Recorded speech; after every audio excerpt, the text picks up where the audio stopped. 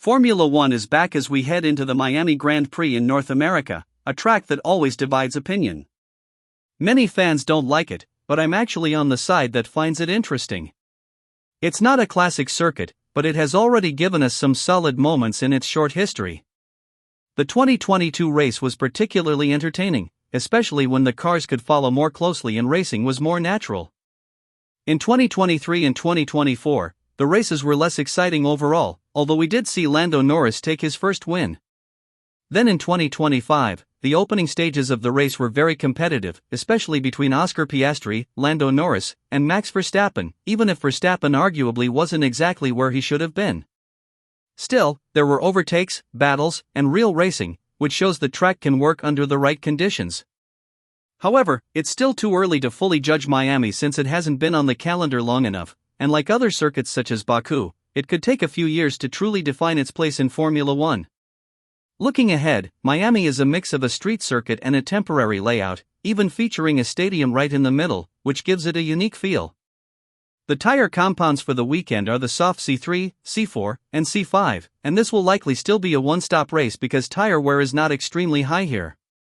A two-stop strategy would probably only come into play if the weather is very hot or if conditions change significantly, especially with possible rain on Sunday that could shake things up, as we've already seen in past sprint races.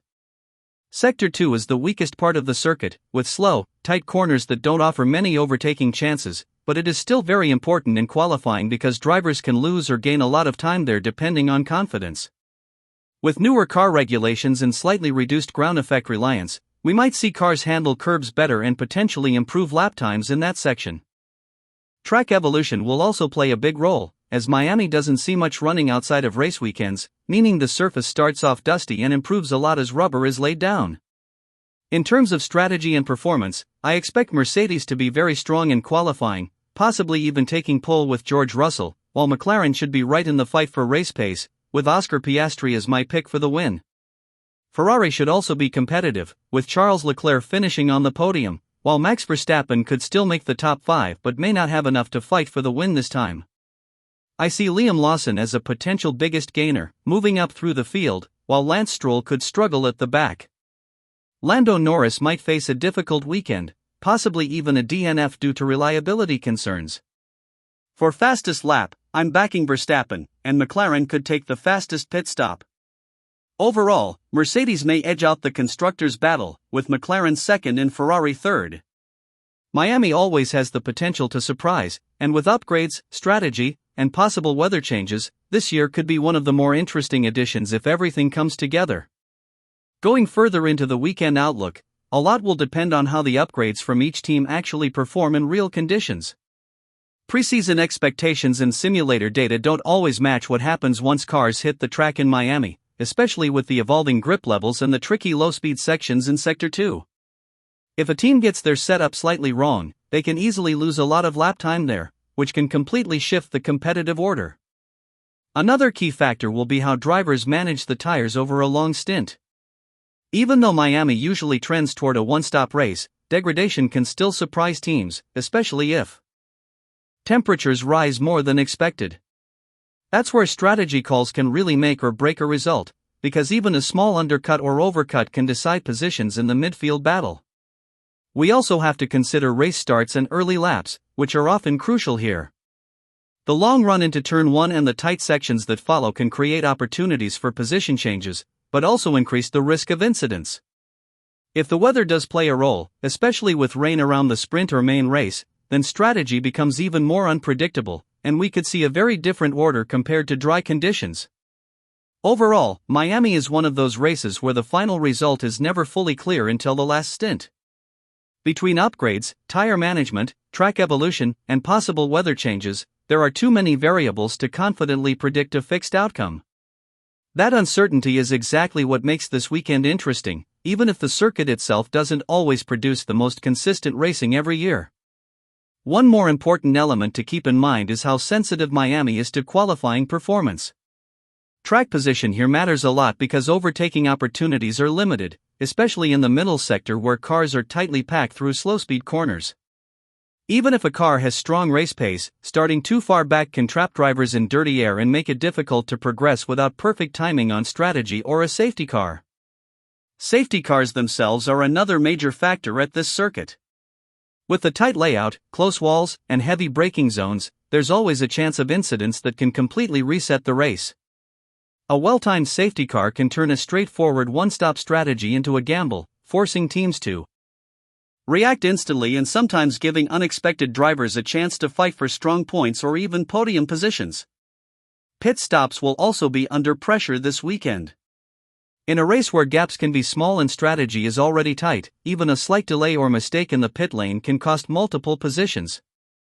That's why teams like McLaren and Mercedes, who usually operate with strong pit crews, could gain an extra advantage if the race becomes close and strategic. From a performance perspective, the balance between qualifying setup and race setup will be crucial. Some teams may prioritize a sharper qualifying car to secure track position, while others might focus more on race pace and tire management. Finding the right compromise is often what decides success in Miami. All of this means the Miami Grand Prix is less about raw pace alone and more about execution across the entire weekend. From practice sessions to qualifying, from strategy calls to in-race decisions, every detail matters. Even if the circuit doesn't always produce classic wheel-to-wheel battles, it often rewards teams that stay flexible and make the right calls at the right time. Another layer that could shape this weekend is how much the midfield tightens up with the new upgrades. Miami is often one of those tracks where small improvements can have a big impact because the lap is relatively short and every tenth matters. If one midfield team finds a good step forward in downforce or traction out of the slow corners, they could suddenly jump several positions in both qualifying and the race, especially in that tricky Sector 2 where mechanical grip is everything. Driver confidence will also play a huge role here. Miami is not a simple circuit to get fully comfortable on because it mixes high-speed sections with very awkward low-speed corners, and that transition can catch drivers out. Those who build confidence early in the weekend usually end up extracting more performance in qualifying, while others may struggle to find rhythm and end up chasing setup changes too late. Another point to watch is how teams approach risk in qualifying. Some may push aggressively for a perfect lap knowing how important track position is, while others might play it slightly safer to avoid mistakes that could compromise their race entirely. In a field as close as this, even a small mistake in Q2 or Q3 can completely change the weekend outcome. Looking at the bigger picture, Miami often ends up being decided not just by outright speed, but by who adapts best to changing conditions. Whether it's track temperature shifts, evolving grip, or sudden weather changes, the teams that react quickest usually come out on top. That adaptability is often what separates a good weekend from a winning one. So heading into this Grand Prix, there's still a lot that can swing the outcome in multiple directions. Even if the pecking order looks slightly predictable on paper, Miami has shown before that it can surprise when least expected, and that unpredictability is exactly what keeps this race interesting year after year. Finally, another important thing to consider is how much momentum matters once the weekend begins. Teams that start strong in practice usually carry that confidence into qualifying, and that early rhythm can shape the entire event. On the other hand, teams that struggle on Friday often end up constantly chasing setup changes, which can limit their overall performance even if they have strong underlying pace. We also can't ignore how important driver execution will be in a race like this. Miami is not just about having a fast car, it's about putting together clean laps, avoiding mistakes, and maximizing every opportunity. In a tightly packed field, small errors like a lockup, a slow exit, or a bad pit entry can easily cost positions that are very hard to recover. As the race develops, strategy flexibility will be key. Teams that can react quickly to undercuts, overcuts, or sudden safety cars will have a major advantage. This is especially true in the midfield, where one well-timed decision can turn a quiet race into a points finish or even a surprise result. Ultimately, Miami tends to reward teams